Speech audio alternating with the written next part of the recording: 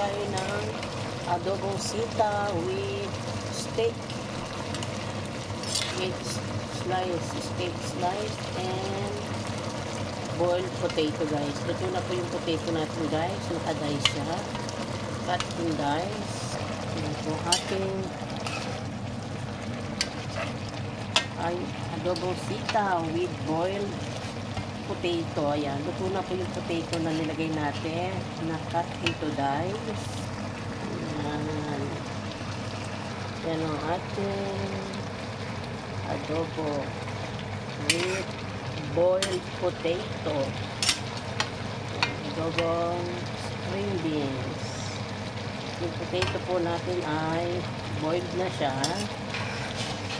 Kasi i-half cook lang natin yung ating string beans.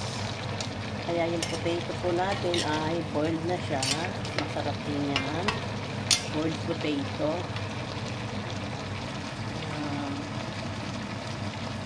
Natin ang ating adobong sitaw with boiled tomato, potato and